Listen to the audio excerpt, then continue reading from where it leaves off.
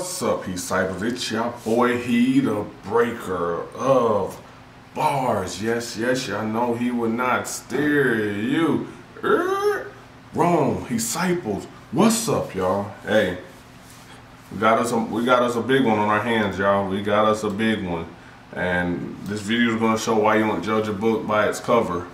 So my friend sent me this video in a Facebook Messenger, and the title read, I cried, and I initially thought to myself, oh Lord, they're advertising and showing off another black person saying some ignorant shit, and then this happened.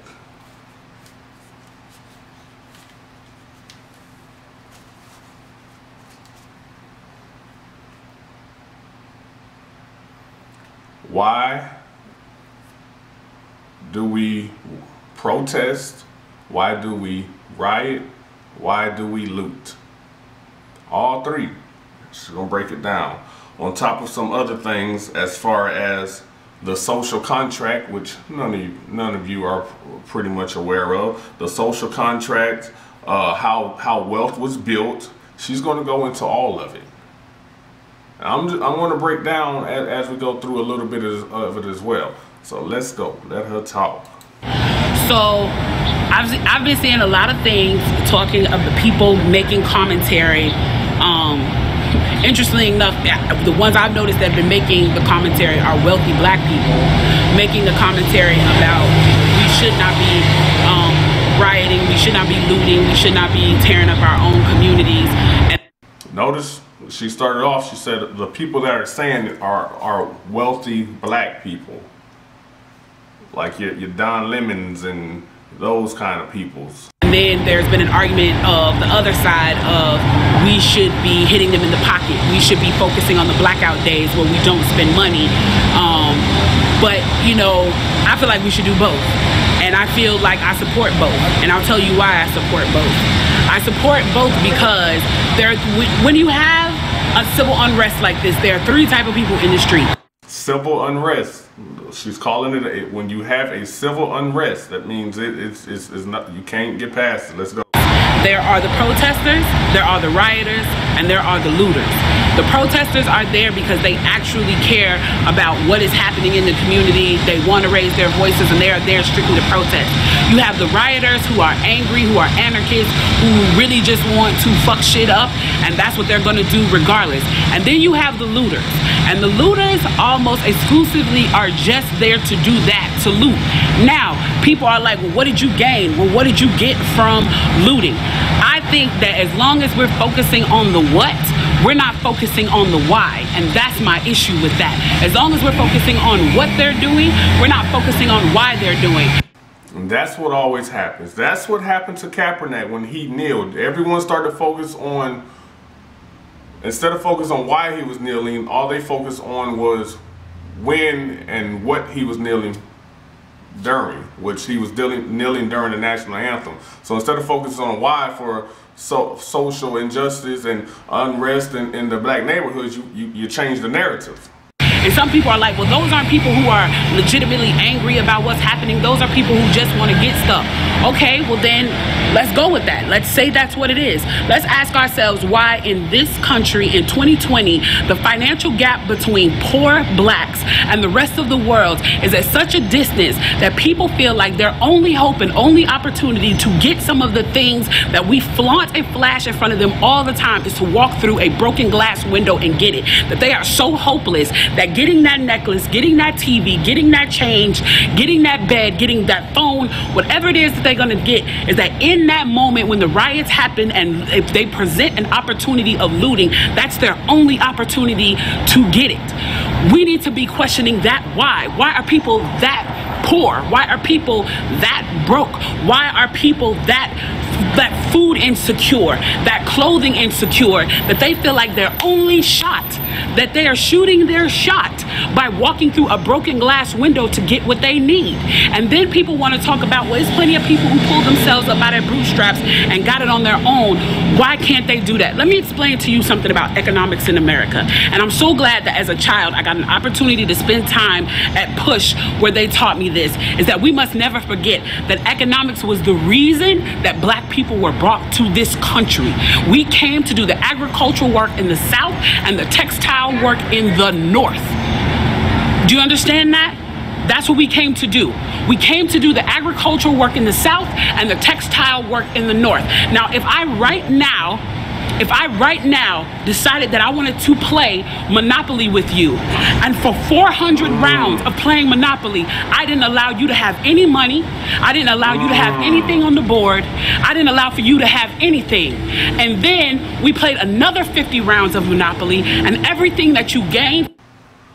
Man, look here, see?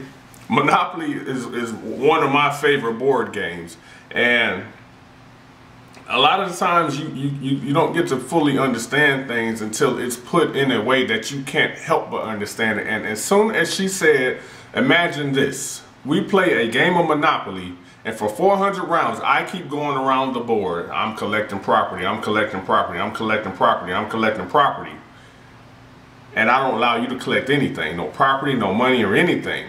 And then we play another 50 rounds. What do you think is getting ready to happen? And you earned while you were playing that rounds of Monopoly, and everything that you gained and you earned while you were playing that round of Monopoly was taken from you. That was taught you anything. And then we played another 50 rounds of Monopoly, and everything that you gained and you earned while you were playing that round of Monopoly was taken from you. That was Tulsa, that was Rosewood. Those are places where we built black economic wealth, where we were self-sufficient, where we owned our store. Tulsa, Oklahoma.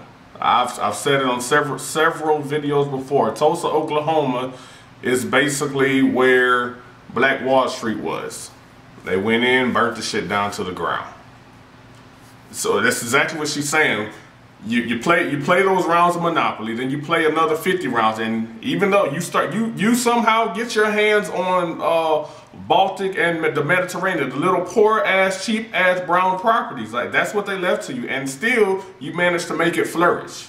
You managed to start building it up. You start putting your houses on it. We're talking Monopoly terms still. You start putting your houses on it. Then you put your motel on it. That's just all you have. But as soon as that shit starts to flourish, you're still going around the board, and then they come take it from you.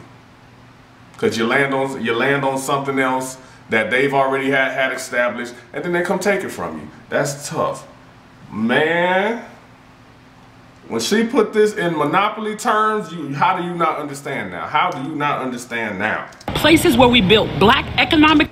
So like I said, Tulsa, Oklahoma was the Black Wall Street, burnt it down to the ground. Rosewood, Florida, y'all need to go just watch the story on Rosewood, Florida. That's where another thriving black community was burnt down to the ground because they were looking for someone who allegedly raped a white woman. She said someone raped her. They said it was some guy who had basically escaped prison, and they burnt everything down to the ground, killing, trying to find who they said it was, allegedly. That was Tulsa, that was Rosewood. Those are places where we built black economic wealth, where we were self-sufficient, where we owned our stores, where we owned our property, and they burned them to the ground. So that's 450 years. So for 400 rounds of Monopoly, you don't get to play at all. Not only do you not get to play, you have to play on the behalf of the person that you're playing against. You have to play and make money and earn wealth for them, and then you have to turn it over to them. So then for 50 years, you finally get a little bit and you're allowed to play. And every time that they don't like the way that you're playing, or that you're catching up, or that you're doing something to be self-sufficient, they burn your game. They burn your cards. They burn your Monopoly money. And then finally at the release and the onset of that, they allow you to play, and they say, okay, now you catch up. Now at this point, the only way you're going to catch up in the game is if the person shares the wealth, correct? But what if every time you share the wealth, then there's psychological warfare against you to say, oh, you're an equal opportunity hire. So if I played 400 rounds of Monopoly with you and I had to play and give you every dime that I made, and then for 50 years, every time that I played, if you didn't like what I did, you got to burn it like they did in Tulsa and like they did in Rosewood, how can you win? How can you win? Oh, man. She's still talking about the game, y'all. You went around 400 times. She's referring to slavery. You went around the game 400 times.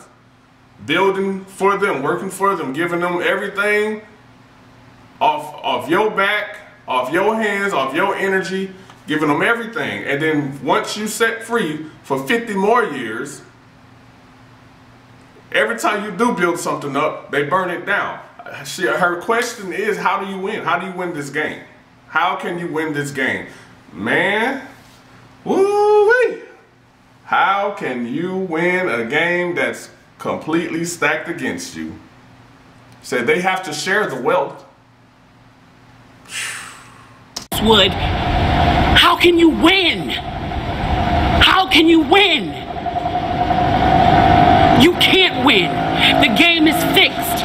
So when they say, why do you burn down the community? Why do you burn down your own neighborhood? It's not ours. We don't. Ooh, that's tough.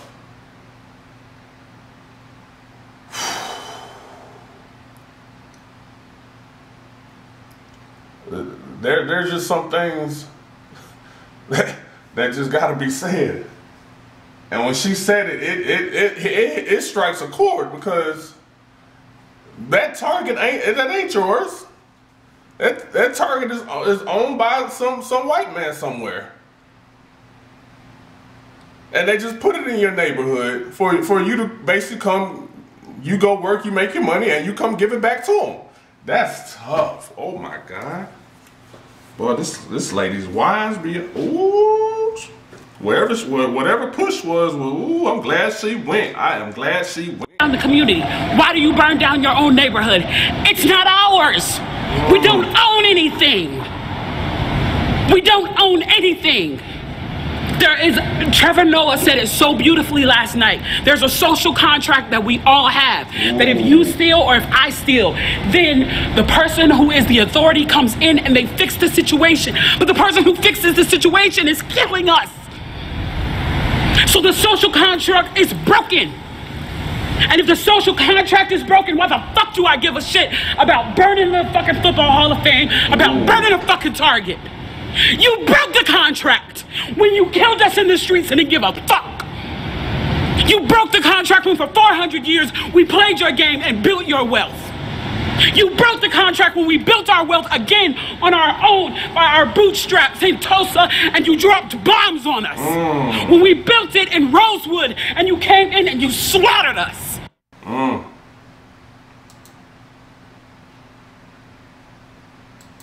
That's the aftermath of Rosewood right there. That is the aftermath of Rosewood.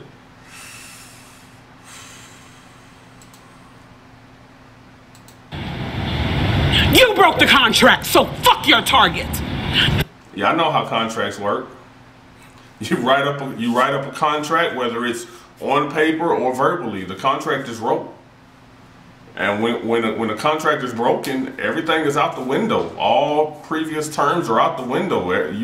The contract is broke. It happens all the time. Y'all know how legal shit works. Y'all know how that shit works, man. Bombs on us. When we built it in Rosewood and you came in and you slaughtered us. You broke the contract, so fuck your Target. Fuck your Hall of Fame. As far as I'm concerned, they could burn this bitch to the ground. And it still wouldn't be enough. And they are lucky that what black people are looking for is equality and not revenge. Oh my God. Oh my God. Man, this lady gave me goosebumps all over me. Oh, in my head and everything. Oh my God. Oh, oh my God. Hold one more time. And it still wouldn't be enough. And they are lucky that what black people are looking for is equality and not revenge. Man, ooh, you talk about a fucking walk-off line. Like, that's out the park. That is out the park. Y'all lucky What we looking for is equality and not revenge. Because if, ooh, we enough. And they are lucky that what black people are looking for is equality and not revenge. She hurt. She is hurt.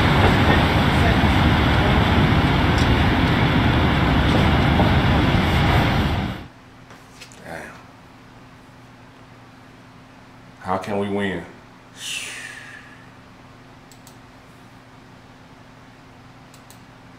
Man. Oh, shit. That's powerful, man. That is powerful. Like she broke it all down for you. Stop worrying about what they're doing and start worrying about the why. She basically said they all three are necessary in a protest to get something to happen. She said all three are necessary.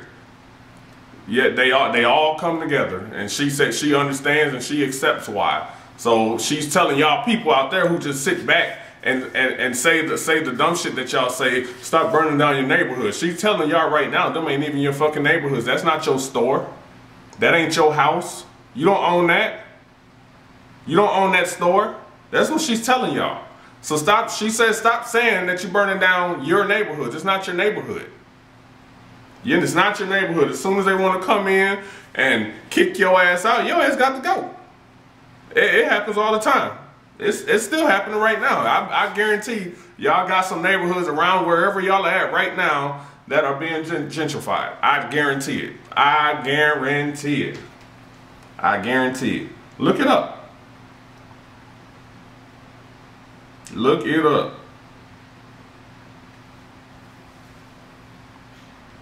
Look it up. I guarantee. If you look it up, there's some areas around you right now being gentrified. Wherever you reside, check it out. Check it out. No, don't just check where you live.